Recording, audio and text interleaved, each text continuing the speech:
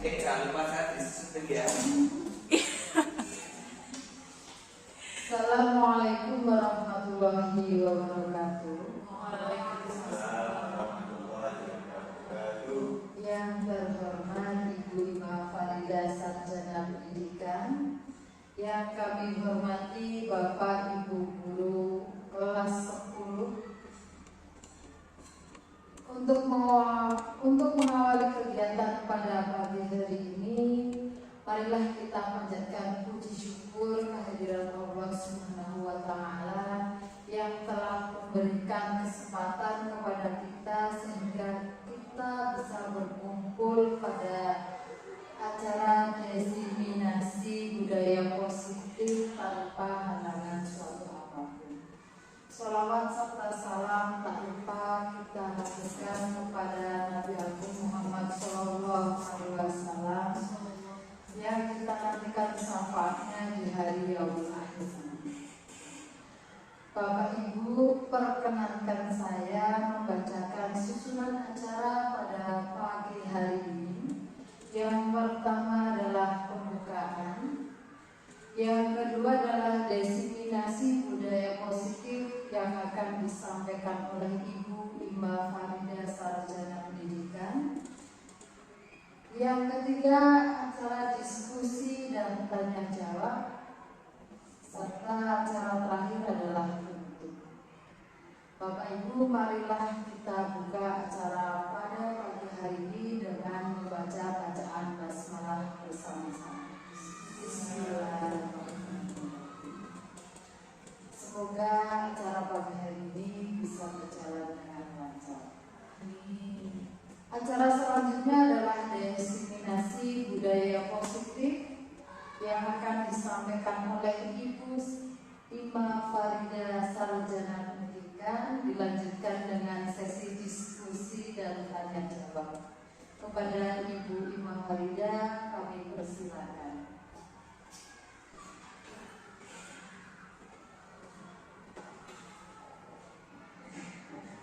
Terima kasih kepada Ibu Yunita yang sudah mengawali untuk acara ini.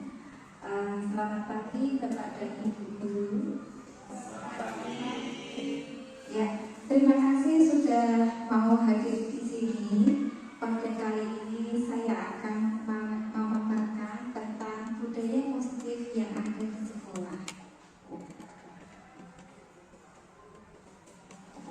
Latar belakang budaya positif ini, budaya positif di sekolah ialah nilai-nilai keyakinan dan kebiasaan di sekolah yang berpihak pada murid agar murid dapat berkembang menjadi pribadi yang kritis, penuh hormat dan bertanggung jawab. Jadi Bapak dan Ibu, budaya positif ini di sekolah itu harus kita laksanakan supaya lingkungan kita itu semakin nyaman ketika kita mengajar, dan juga murid juga bisa berada di sekolah juga secara nyaman.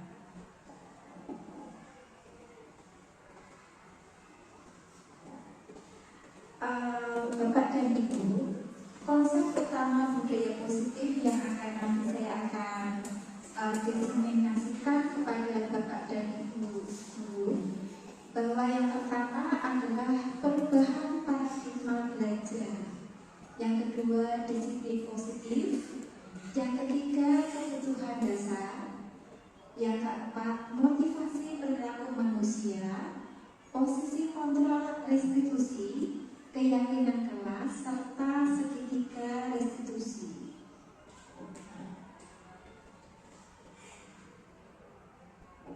Yang pertama tentang perubahan paradigma belajar dari stimulus respon menjadi teori kontrol. Pada stimulus respon, kebutuhan semua orang sama. Semua orang melihat hal yang sama. Guru mencoba mengubah murid agar berpandangan sama dengan guru. Perilaku murid yang buruk dilihat sebagai sebuah kesalahan. Guru bisa mengontrol murid dan model berpikir menang dan kalah. Untuk teori kontrol kebutuhan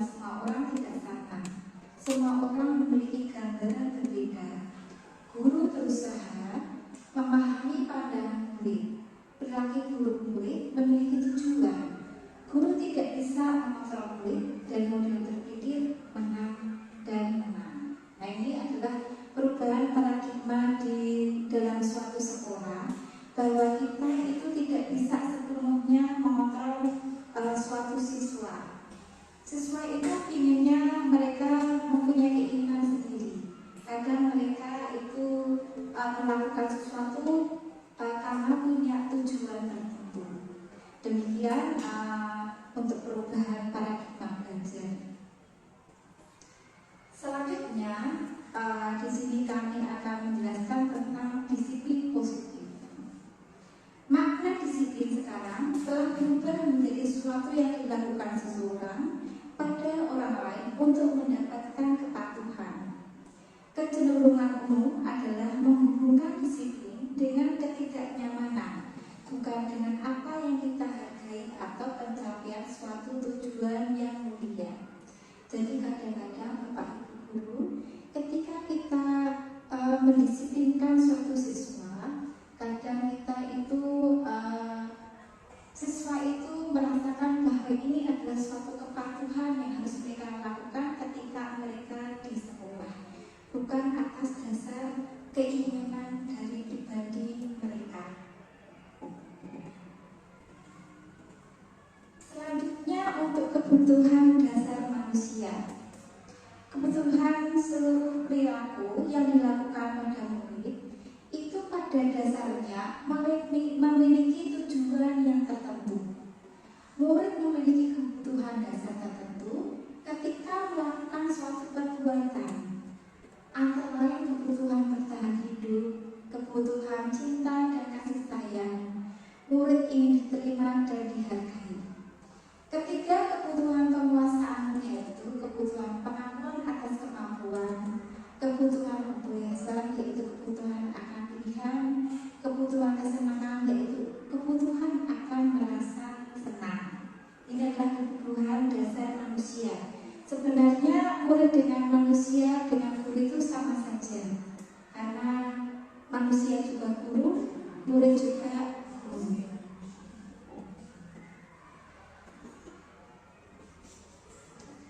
Bapak dan Ibu, kita lanjutkan lagi ke motivasi perilaku manusia.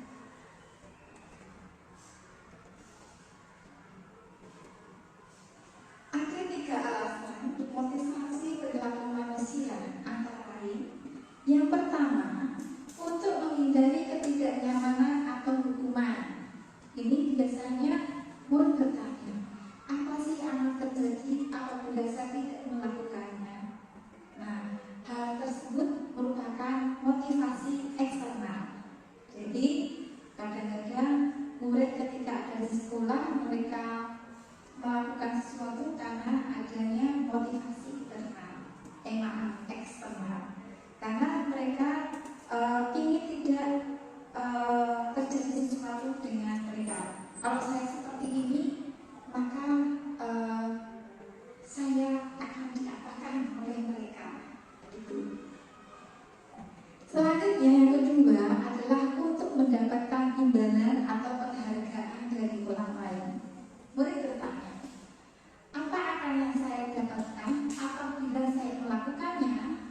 Hal tersebut merupakan motivasi eksternal. Jadi ketika murid melakukan sesuatu, itu mereka ingin mendapatkan sesuatu, contohnya ujian atau semacam reward, ya, atau semacam penghargaan dan sebagainya. Selanjutnya, untuk menjadi orang yang mereka inginkan dan menghargai diri sendiri dan nilai-nilai yang mereka percaya. Murid akan bertanya, akan menjadi orang yang seperti apa saya jika saya melakukannya? Nah, ini merupakan motivasi internal. Dari ketiga perilaku tersebut, tujuan kita ketika melakukan hal yang mendasar pada perilaku siswa, apakah tujuan kita itu ketiga-tiganya itu pilihannya yang bagaimana, Bapak Ibu? Yang mungkin yang dari eksternal, internal, atau yang dari pribadi mereka sendiri. Yang mana? Yang ketiganya ya. Nah, ini jadi ketika kita melakukan sesuatu hal dari karena internal, ini merupakan hal sesuatu yang paling nyaman ketika dilakukan oleh seseorang atau kita sendiri. Selanjutnya, posisi kontrol restitusi. Ada 5 posisi kontrol, yaitu sebagai penghukum, sebagai pembuat orang merasa bersalah, sebagai teman, pemantau, dan manajer. Nah, Bapak dan Ibu guru, ketika seorang guru itu sudah berada di lingkungan sekolah dengan murid, pasti posisi-posisi tersebut ada pada Bapak dan Ibu guru. Apakah sebagai posisi penghukum, pembuat orang merasa bersalah, teman, pemantau, serta sebagai manajer. Nah, sebagai penghukum biasanya Bapak dan Ibu guru akan mengintimidasi siswa. Contohnya ya, kesiswaan atau nangka, rambut kamu gondrong, saya potong, itu ya. Terus membuat orang merasa bersalah. Contohnya ya, ketika kita sudah ada di kelas, ada murid yang tidak memperhatikan, si guru akan berbicara pada murid itu, kamu nggak kasihan ya dengan ibu yang sudah capek-capek mengajar, tapi kamu nggak memperhatikan. Nah, ini membuat siswa merasa bersalah sehingga dia akan mengubah kebiasaannya karena kasihan dengan gurunya. Nah, kalau sebagai teman, bagaimana posisinya? Kita berbicara dengan seperti ketika teman sendiri. Misalnya ya, ketika saya sebagai orang Jawa, ada murid yang sedang melakukan kesalahan. Kowe kok ngomong toh? Ya, kowe iki ngopo toh kok kowe ngomong? Apa tujuan kamu ketika kamu melakukan hal seperti itu? Nah, ini sebagai teman berbicara dari hati ke hati atau sharing. Ya. Kalau sebagai pemantau itu yang bagaimana? Sebagai pemantau mungkin peraturannya sudah ada. Misalnya anak tidak memakai sepatu hitam atau sepatu putih ketika hari Senin. Seorang guru memanggil, contohnya guru angka. Sini mas, kamu tahu peraturan di sekolah itu apa? Tahu bu? Ya, tidak boleh pakai sepatu kan? Iya bu. Nah, ini sebagai pemantau karena sepatu yang putih ya, yang berwarna putih. Kalau pakai sepatu boleh. Selanjutnya kalau sebagai manajer, ya, sebagai manajer ini seorang guru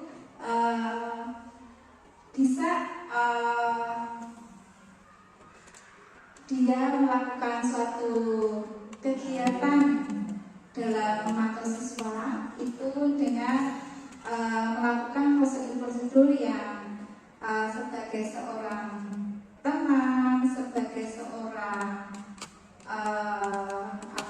seorang pendidik. Nah, ini paling ideal itu adalah sebagai seorang manajer karena dia menanyai, terus membuat baik teman, tetapi tidak ketika mereka berbicara dengan teman itu si siswa tidak merasa bahwa dia itu temannya, tapi seseorang yang harus dihormati. Selanjutnya keyakinan kelas.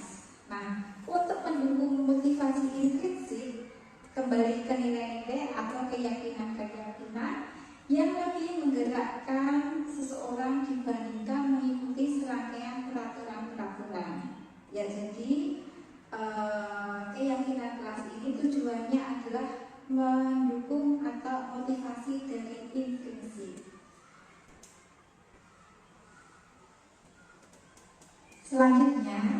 adalah segitiga restitusi. Nah, segitiga restitusi ini ketika Bapak dan Ibu mempunyai murid yang bermasalah, itu adalah kita bisa menggunakan segitiga restitusi ini. Ya, restitusi adalah proses menciptakan kondisi bagi murid untuk memperbaiki kesalahan mereka sehingga mereka bisa kembali ke kelompok mereka dengan karakter yang lebih kuat. Langkah dalam segitiga restitusi meliputi menstabilkan identitas, validasi tindakan yang salah, dan menanyakan suatu keyakinan kelas. Ini nanti Bapak dan Ibu bisa menerapkan segitiga restitusi ini ketika Bapak dan Ibu itu menjumpai siswa yang melakukan kesalahan di dalam kelas atau tidak sesuai dengan keinginan Bapak dan Ibu guru. Nah, ini mungkin budaya positif yang bisa saya berikan. Contoh yang penerapan ketika segitiga restitusi itu di dalam kelas, ini contohnya seperti ini. Ya, dalam suatu kasus itu ada suatu kasus ini ya, kasus dari pelajaran bahasa Indonesia. Pada pembelajaran bahasa Indonesia, Bu Ima, guru bahasa Indonesia, mengecek keberadaan murid. Pada saat itu diketahui ternyata itu Sheila tidak ada di ruang kelas. Padahal ketika pelajaran sebelumnya Sheila masih ada. Bu Ima mencari Sheila dan ternyata Sheila tidak ada di kelas. Hingga akhir pembelajaran Sheila tidak hadir di kelas. Nah, untuk menangani perilaku Sheila yang tidak masuk pada saat pelajaran bahasa Indonesia, Bu Ima memanggil siswa, yaitu Sheila tersebut. Bu Ima dan Sheila berbicara mengenai permasalahan tersebut dan mencari solusi. Ini contoh ketika saya praktek untuk penerapan segitiga restitusi di dalam kelas. Jadi langkahnya itu menanyakan dulu keyakinan kelasnya apa, setelah itu apa kesalahannya. Ini juga dicermati.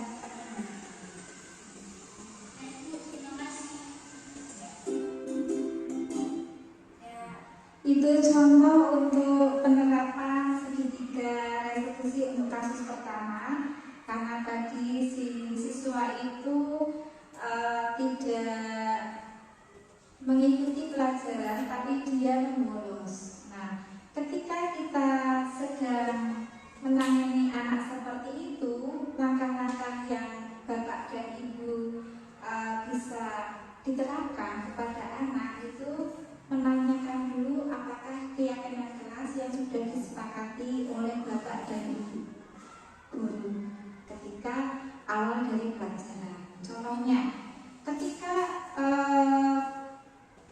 di awal itu Bapak Ibu sudah mengatakan bahwa saya tidak ingin ketika pelajaran ada anak yang tidak mengerjakan pekerjaan rumah atau tugas. Nah, ini Bapak dan Ibu guru bisa menanyakan ketika dulu saya awal-awal di sini, apakah saya sudah menerapkan keyakinan kelas kalian masing-masing. Mungkin Bapak dan Ibu dulu pernah seperti itu pada siswa-siswa kita ya. Jadi ketika kita datang ke kelas, itu ada pada saat awal kita membuat suatu perjanjian kelas atau suatu keyakinan kelas. Nah, di situ ada beberapa hal yang kalau dilanggar bagaimana, kalau tidak dilanggar bagaimana. Ini sudah suatu kesepakatan kelas, jadi itu adalah suatu keyakinan kelas itu seperti itu. Nah, setelah itu menanyakan alasan-alasan ketika anak itu tidak melakukan hal yang tidak sewajarnya atau melanggar dari peraturan atau keyakinan kelas tersebut.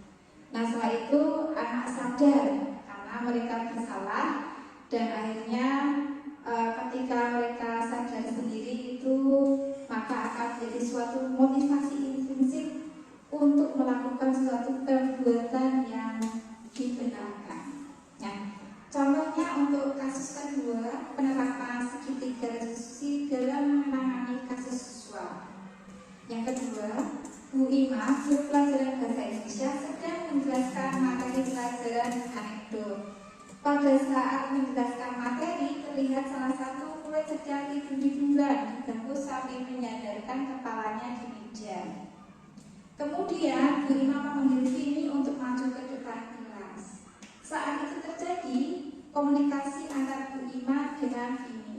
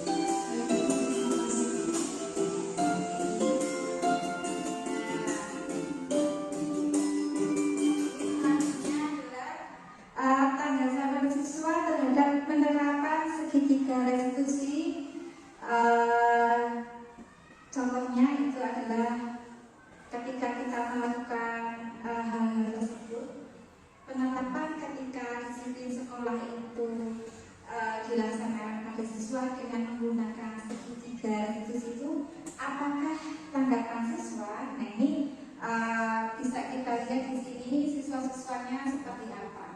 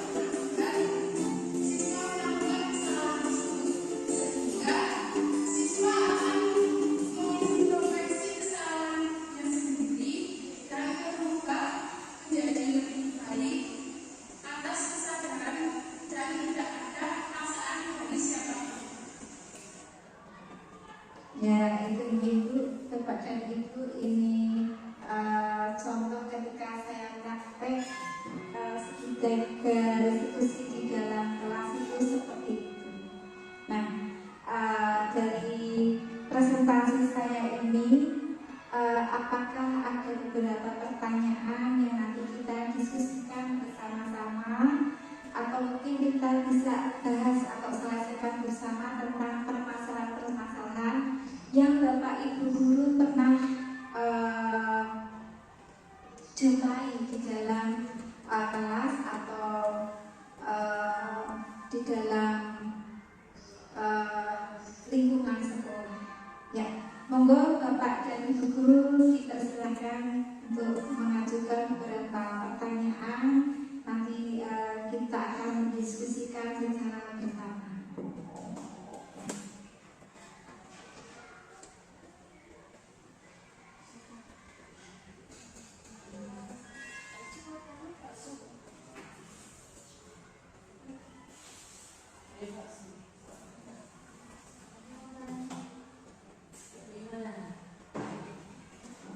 Ya, monggo Bu Inaya, silakan untuk mengajukan pertanyaan.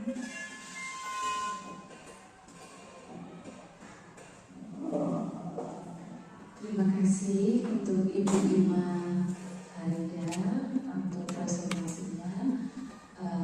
Insya Allah bermanfaat sekali untuk kita semua. Terkait dengan segitiga restitusi, ya istilahnya segitiga restitusi ini baru, istilahnya istilah baru bagi kami. Dan ternyata setelah dilihat dari tayangan apa yang sudah Bu Ima tunjukkan kepada kami, oh seperti itu. Jadi intinya segitiga restitusi itu adalah penanganan terhadap salah satu anak atau mungkin beberapa anak yang tidak bisa mengikuti pembelajaran dengan baik. Nah, terkadang anak yang memiliki mungkin permasalahan seperti yang tadi ditayangkan dalam video Bu Ima itu tidak semuanya dia mau secara gamblang atau mungkin secara jujur cerita seperti tadi. Walaupun kita sudah berusaha nih, kita panggil anaknya, ada apa sih kamu kok kayak gitu, kenapa sih kok saat pelajaran kamu ngantuk, nggak suka ya dengan caranya Bu Ima ngajar misalnya seperti itu. Mereka jawabnya sepertinya nggak jujur. Kita tahu kalau dia anak itu tidak jujur, enggak kok bu kayak gitu, suka kok Bu. Nah, kemudian pada pembelajaran berikutnya dia mengulang lagi yang seperti itu. Nah, ini berarti permasalahan ini kan belum bisa kita selesaikan, begitu Bu Ima. Nah, bagaimana solusinya ketika kita menghadapi situasi yang seperti itu? Terima kasih Bu Ima. Assalamualaikum warahmatullahi wabarakatuh. Terima kasih untuk pertanyaannya Bu Inaya.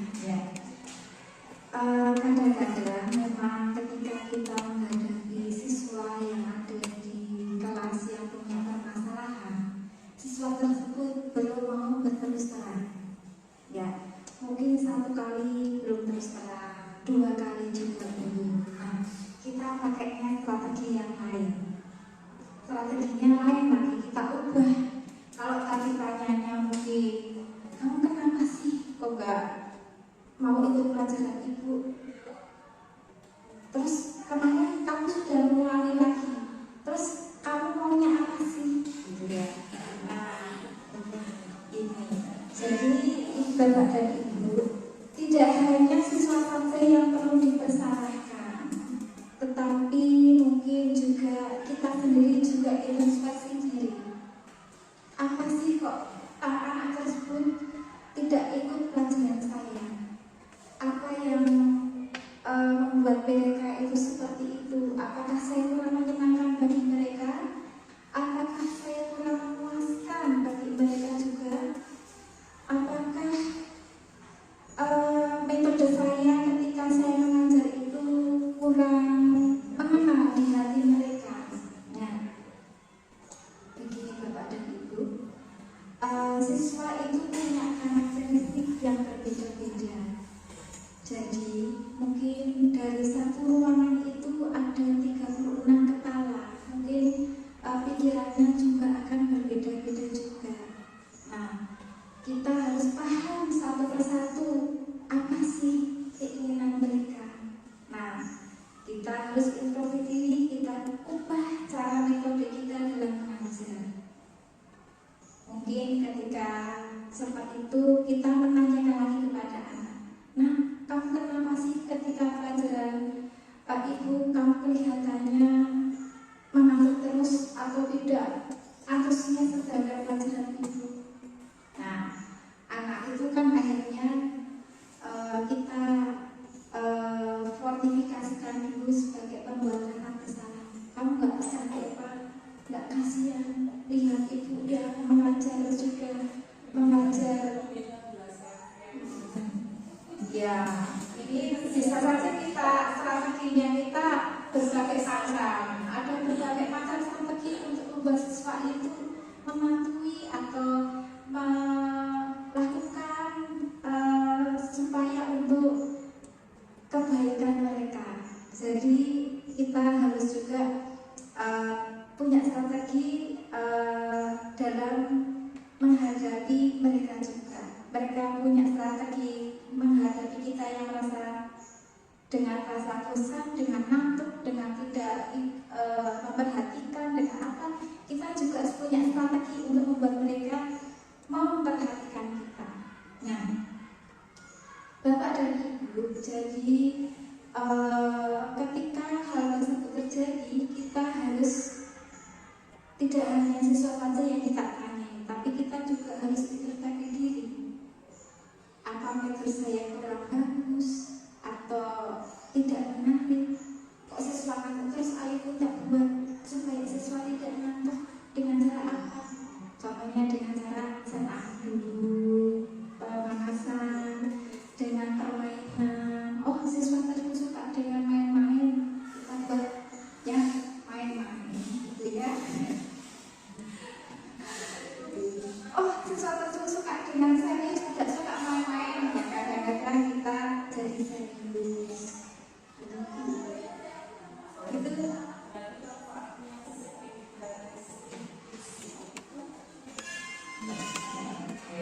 kasih Bu Ima. Berarti manfaat dari segitiga restitusi itu juga bisa kita gunakan untuk refleksi diri. Ya, karena tadi kan kadang-kadang Bu Ima menceritakan tadi tidak hanya dari siswanya, mungkin kita yang bermasalah. Ya, jadi bisa kita gunakan untuk refleksi diri. Kemudian juga di situ fungsi kita sebagai guru juga tidak lagi hanya sebagai pengajar atau pemateri atau mungkin di situ manajer gitu ya, tapi juga kita tadi berfungsi sebagai konselor gitu ya, karena di situ kan kita menjadi pendengar yang baik, pemberi solusi dan sebagainya. Apakah berarti itu manfaatnya ya Bu Ina ya? Terima kasih sekali. ya betul sekali. Jadi ketika kita itu melakukan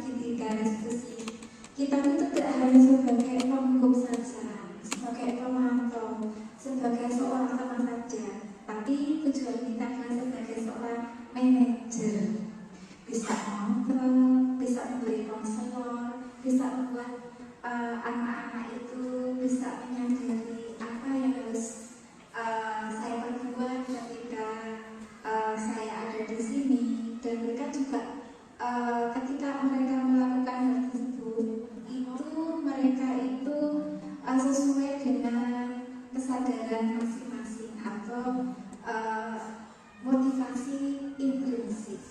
Demikian Bapak dan Ibu. Mungkin ada yang lain lagi yang mau ingin ditanyakan. Ya, terima kasih Bu Yunita. Terima kasih Bu Ima.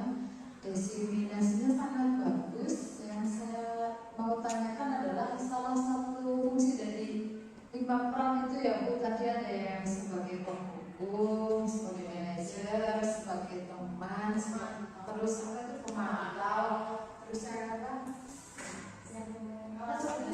Yang merasa bersalah. Nah, saya paling menyukai menggunakan cara kita menempatkan diri sebagai teman ketika kita menghadapi murid. Nah, hanya saja kendalanya ketika kita sudah menempatkan diri sebagai teman, seperti yang dicontohkan oleh Bu Ina tadi ketika diseminasi, kita sebagai orang Jawa kita bisa menggunakan bahasa keseharian Jawa.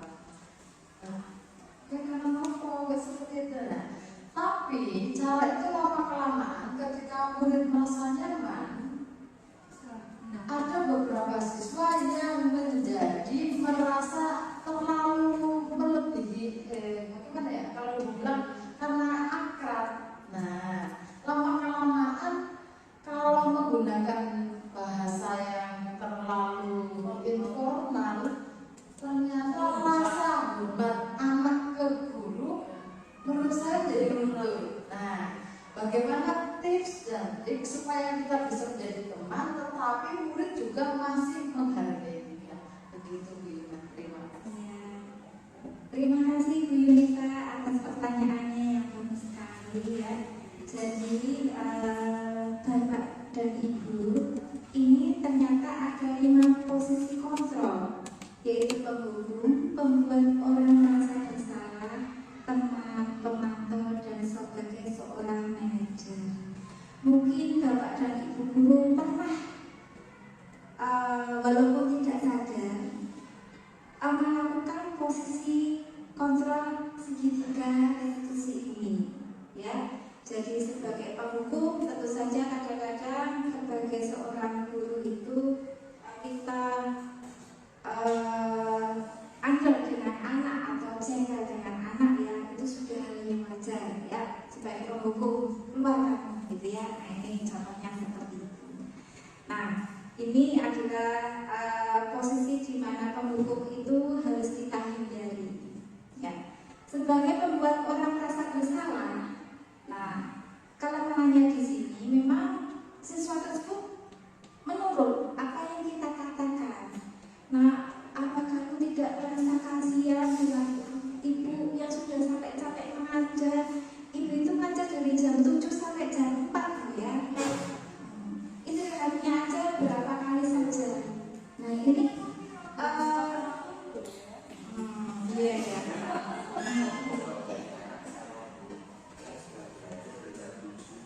Ya, mungkin jawabannya juga sama. Saya juga belajar kok dari jam 7 sampai jam 4 sampai juga Bu. Nah, tapi sampai mana kamu dengan ibu? Mereka akan berpikir. Nah, jadi lebih sampai ibu lah gitu, karena ibu ngomong dengan berpikir juga gitu ya. Nah, ini sebagai pembuat merasa bersalah. Nah, di sini ketika kita menerapkan hal tersebut, itu anak akan menjadi lebih minder Bu. Minder. Dia tidak punya percaya diri. Jadi ketika saya seperti ini, nanti kasihan guru.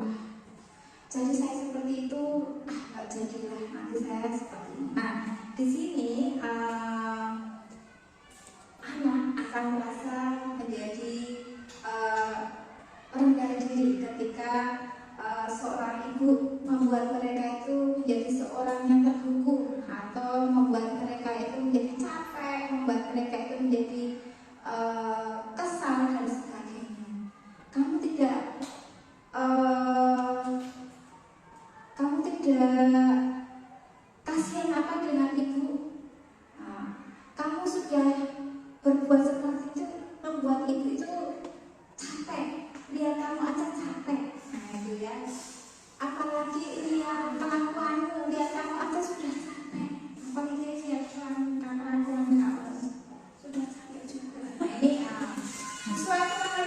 rendah diri Bapak dan Ibu. Jadi jangan semuanya itu memang ada kelebihan dan kekurangannya.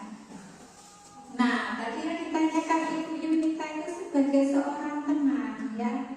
Nah, sebagai seorang teman itu kita kadang-kadang menjadi siswa itu menjadi lebih akrab dengan kita. Ya, tadi itu ya nggak masuk pelajaran Ibu ya. Kemana sih kamu? Ke kantin Bu. Gitu ya, misalnya seperti itu kan ya. Nah, itu kita memposisikan diri kita itu sebagai seorang teman. Nah ini ada beberapa kelemahannya di sini. Ya, kelemahannya siswa itu menjadi dengan kita tidak merasa bersalah sama sekali karena kita sebagai seorang temannya. Nah, di sini ketika sebagai seorang teman itu kadang-kadang siswa juga menjadi orang yang tidak mandiri. Ketika gurunya marah karena dia sudah kelewatan batas, ya, kamu kok nggak menghormati ibu? Loh, kemana Bu Yunita tuh teman saya loh, sekarang kok jadi seperti itu, gitu ya? Nah, siswa akan menjadi makin kecewa Bu, kecewa. Karena Bu Yunita bukan teman saya lagi, lu gitu ya. Jadi seperti itu, kadang-kadang siswa itu merasa kecewa karena gurunya bukan lagi temannya, apalagi best friend-nya, sebagai teman curhatnya itu. Jadi ya ini kurang juga, tidak bisa dilakukan sepenuhnya.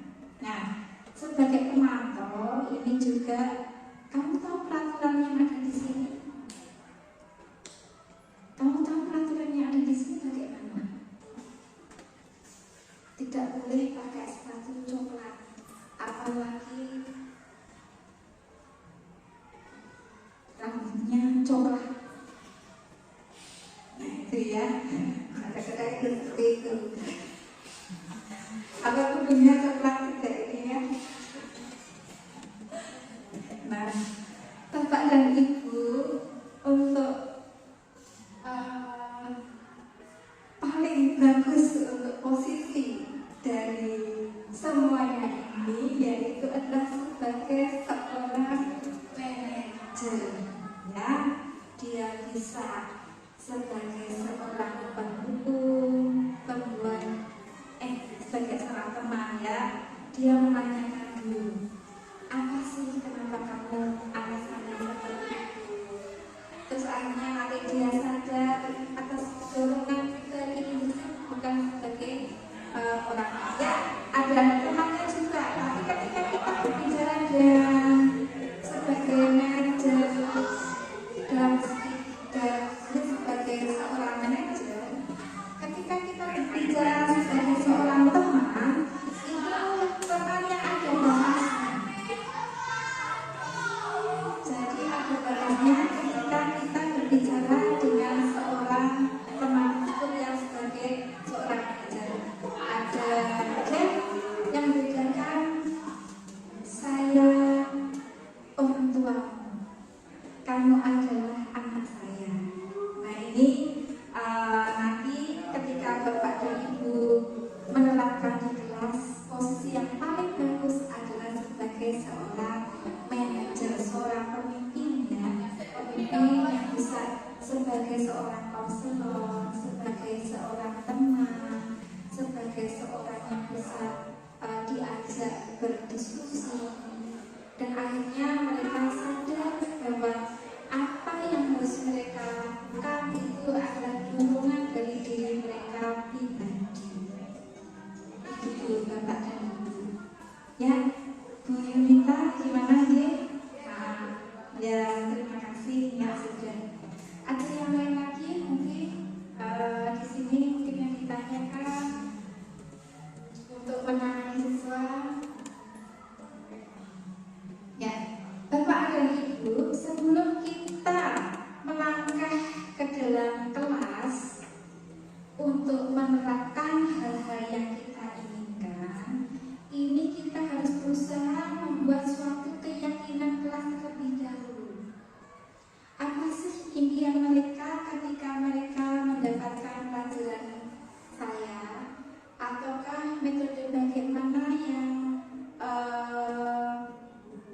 dilakukan oleh saya, apa yang tidak boleh dan apa yang boleh dilakukan oleh saya di dalam kelas, ini kita bisa melakukan suatu keyakinan kelas.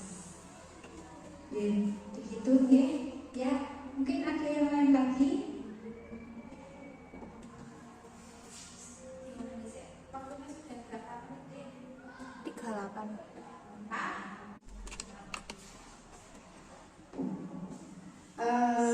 Ada lagi yang mungkin mau ditanyakan Bapak dan Ibu guru? Ya, maaf. Ya, terima kasih. Baik, terima kasih waktunya Bu Irma. Yang pertama dulu saya ingin mungkin untuk pertanyaan yang tadi ditanyakan oleh Bu yang disampaikan oleh Bu Inayat dan Bu Yunita, berarti apakah bisa kita simpulkan kalau kita itu bisa kalau kita lebih baik sebagai manajer, karena manajer itu berarti bisa merangkap satu penghubung, posisi penghubung, dua pengkaca bisa membuat orang merasa bersalah, tiga bisa memantau, empat kita bisa menjadi teman juga. Jadi sebagai manajer itu kita bisa merangkap semuanya, kadang menjadi teman.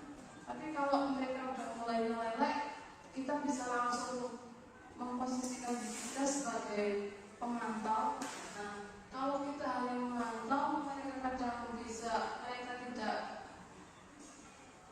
Kalau hanya sebagai pemantau, kita tidak bisa dekat dengan mereka. Mereka tidak bisa menjadi diri mereka ketika sedang kegiatan belajar mengajar. Nah, kita bisa menjadi seorang manajer tadi, Bu ya. Iya, betul sekali. Ya, saya kira itu kemudian. Nah, jadi begini Bu, kebetulan saya kan mampu matematika itu. Nah, saya sering mendapatkan jam terakhir jam 10, 11 itu antara jam 2 sampai jam setengah 4. Nah, biasanya ketika saya masuk kelas itu anak-anak dalam kondisi yang ngantuk, lapar, jenuh, dan sebagainya, itu biasanya menjadi satu. Nah, beberapa kali saya menerapkan metode mengajar. Kebetulan karena saya mengajar matematika, kadang saya diskusi. Beberapa anak, sebenarnya hampir 50% dari anak mengikuti diskusi tersebut. Tapi ada beberapa 1, 2, 3, 4 anak yang dari hari ke hari, dari waktu ke waktu, saya menggunakan metode yang berbeda-beda, diskusi, tanya jawab, saya menerangkan. Kadang 1, 2 anak itu sama sekali tidak mempunyai motivasi intrinsik di dalam dirinya. Yang akan saya tanyakan adalah bagaimana cara untuk membuat anak mempunyai motivasi intrinsik di dalam dirinya sendiri, keyakinan dalam dirinya sendiri untuk saya ingin mengikuti pelajaran ini bukan semata-mata ingin mendapatkan nilai, tapi memang saya senang mengikuti pelajaran ini. Pernah suatu kali saya tanya sama anak, kamu itu motivasinya sekolah itu apa sih? Apa hanya ingin mencari teman, mencari pacar, atau hanya ingin fashion show ke sekolah, hanya ingin mendapatkan uang saku, apa ingin mendapatkan ijazah, apa ingin mendapatkan ilmu? Ada yang menjawab, saya cuma ingin ijazah, saya pengen semuanya Bu. Dia menjawab seperti itu, saya kira hanya asal menjawab karena tidak diresapi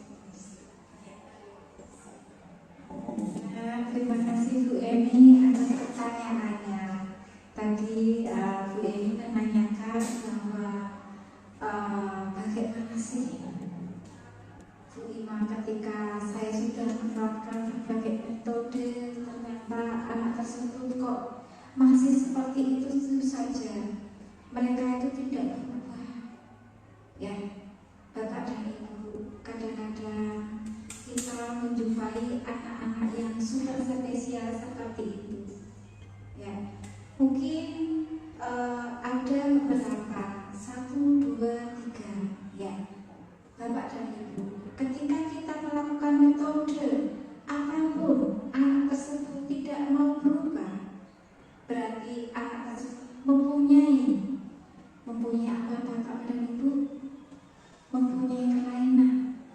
Ya. Kelainan apa? Ya, mungkin dari dalam diri mereka itu ada beberapa faktor yang membuat mereka itu berbuat seperti itu, ya. Jadi kadang-kadang ya kita geli sendiri lah. Heran sendiri, kok anak saya kok seperti itu? Sudah saya dinikah, saya sudah bolak-balik ya, sampai saya jenuh lihat anak itu gitu-gitu terus. Supaya anak itu bergerak bagaimana, saya sudah jenuh sekali. Nah, Bapak dan Ibu guru, ketika kita menghadapi anak-anak yang seperti itu, sebaiknya Bapak Ibu guru bekerja sama dengan guru kita. Ya, mungkin ada beberapa trauma di situ supaya anak itu kenapa sih dengan Bu Eni kok seperti ini? Bu Eni, biasanya anak-anak yang seperti itu tidak hanya dengan Bu Eni saja, tetapi dengan guru-guru yang lain itu seperti itu. Berarti dia itu tidak hanya satu guru saja yang seperti itu, tapi dengan beberapa guru yang sudah mengaku di situ juga seperti itu, Bu. Ya. Berarti anak itu mungkin perlu pendidikan konseling atau pendidikan secara psikologis. Ada apa sih di dalam anak tersebut?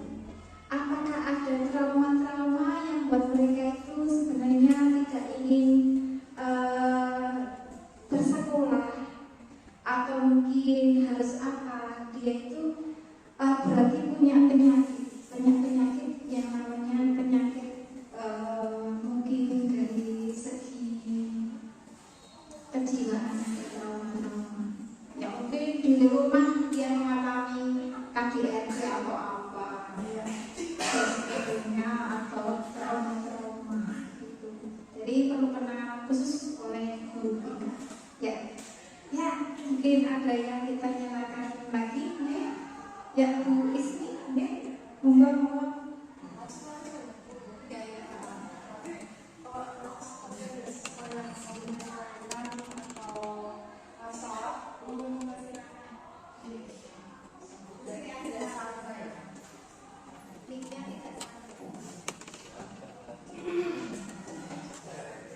Baik, terima kasih Bu Ima. Ini pertanyaan sedikit dari saya. Tadi Bu Ima menyampaikan itu ada beberapa siswa yang kalau seperti itu berarti artinya ada masalah atau mungkin gangguan psikologis gitu ya Bu. Berarti ini nanti penanganannya itu sama dengan anak-anak yang berkebutuhan khusus Bu. Ini kan ada siswa yang ABK ini kan Bu. ABK di sini artinya dia punya masalah tadi misalkan dari psikologisnya atau ada masalah dalam keluarga dan sebagainya. Seperti itu tidak Bu? Terima kasih. Terima kasih Bu Eni untuk dari pertanyaan yang tadi sudah disampaikan, ya. Nah, jadi anak-anak yang seperti itu memang mempunyai suatu kebutuhan khusus. Tidak hanya guru kelas saja yang bisa menanganinya, tapi seorang pakar yang memang tahu betul tentang masalah kejiwaan. Ya, dari pakar-pakar tersebut mungkin mereka punya ilmu, ya, supaya anak tersebut bisa seperti teman-teman yang lain atau normal kembali seperti manusia biasa. Demikian Bapak dan Ibu, mungkin ada yang perlu ditanyakan lagi.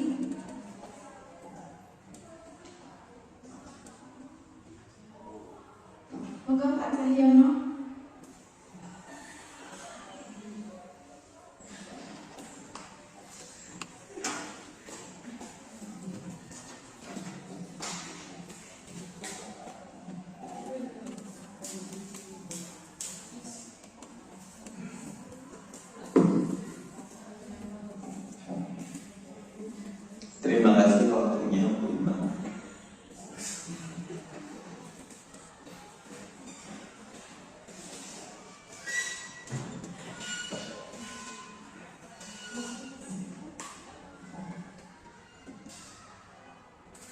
masalah yang saya hadapi di kelas antara lain ini, seringnya anak itu mudah izin ketika pembelajaran. Pak mau ke belakang gantian ini. Nah, awalnya kita buat komitmen memang di kelas, kemudian dan sebagainya, sampai akhirnya lambat laun anak yang izin untuk keluar toilet itu sudah semakin berkurang, tapi tidak naik pipis gitu ya, tidak sehat juga. Itu. Kemudian permasalahan yang saya hadapi sekarang adalah bagaimana merubah mindset anak-anak, karena kebetulan program keahlian yang saya aku adalah PPLG, pengembangan perangkat lunak dan game, coding. Dan mereka itu dari SMP ke SMK itu masih buta, masih zongkonya terkait dengan pemrograman. Dan mereka ketemu dengan pemrograman, coding-coding, kode program, bahasa pemrograman. Bagaimana biar mereka itu punya mindset coding itu asik gitu. Nah, dan yang masih menjadi PR saya, sampai mereka semuanya itu, Pak, coding itu asik gitu. Bagaimana biar mereka itu tidak punya mindset coding itu mumeti, boseni dan sebagainya. Tapi kelas 10 ini menjadi fondasi untuk ke tingkat-tingkat selanjutnya, biar mereka punya mindset coding itu asik. Dan bagaimana ya, mungkin di segitiga restitusi ini bisa membuat mereka punya keyakinan kesalahan-kesalahan yang mereka lakukan itu menjadi bisa ada perbaikan untuk kedepannya lebih baik lagi. Ya, terima kasih Pak Cahyono atas pertanyaannya. Ya, jadi Bapak dan Ibu guru, yang saya jelaskan tadi adalah tentang budaya positif. Ya, budaya positif itu diantaranya ada segitiga restitusi ini. Nah, ketika seorang guru itu mengajar di kelas dan siswanya itu sering izin ke toilet, padahal sudah ada keyakinan kelas ya Pak ya, kalau nanti kalian harus keyakinan kelasnya bagaimana Pak? Dibatasi atau bagaimana? Tidak boleh ketika pelajaran saya tidak boleh ke toilet lebih dari setengah jam, itu atau bagaimana? Oh gitu ya. Jadi sebelum pembelajaran yang mau ke toilet dulu gitu ya. Jadi ketika saya sedang memulai pelajaran yang tidak bisa diganggu-gugat, kalian harus sudah setor ke toilet semuanya. Yang kebelet silahkan ke toilet, yang tidak kebelet silahkan di tempat. Itu kan ya Pak ya. Ya. Mungkin ketika mereka itu berat, itu secara psikologi seseorang mendapatkan sesuatu yang mereka itu pusing atau berdebar-debar hatinya, mereka akan merasakan tekanan psikologis ya, mungkin ada yang kebelet dan sebagainya. Nah ini mungkin salah satu murid Bapak itu seperti itu. Jadi mempunyai tekanan psikologis sehingga mereka membuat mereka kadang-kadang perutnya mules atau kebelet dan sebagainya. Itu ya Pak ya. Nah, mungkin Bapak Cahyono perlu mengubah metode pembelajarannya itu supaya asik, ya, tidak membuat tegang.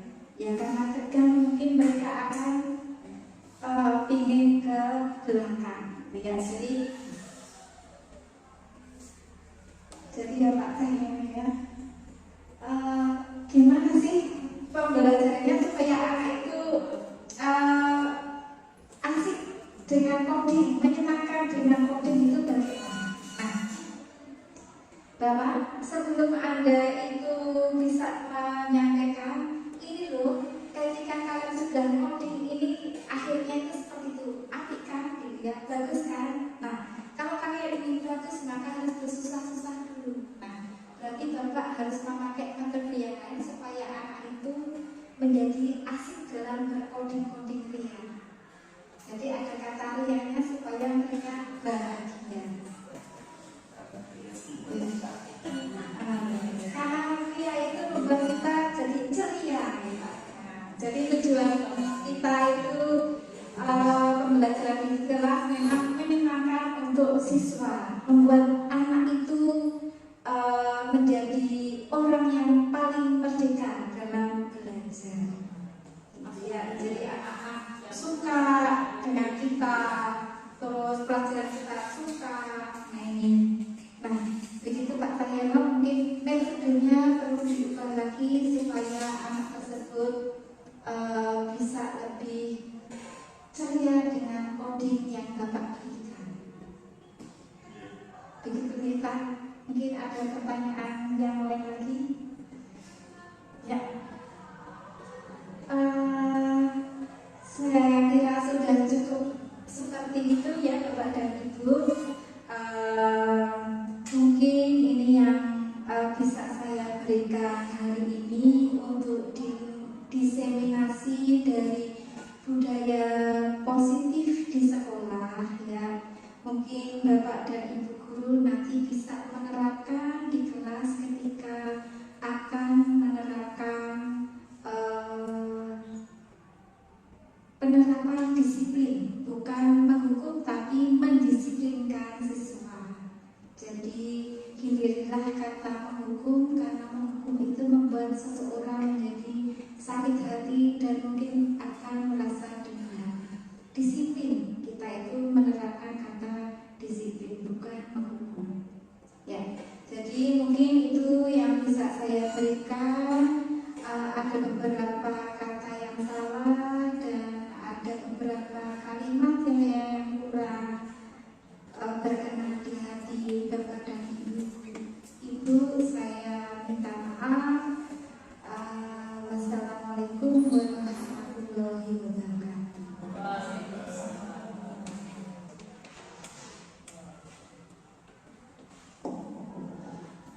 Baik, alhamdulillah Bapak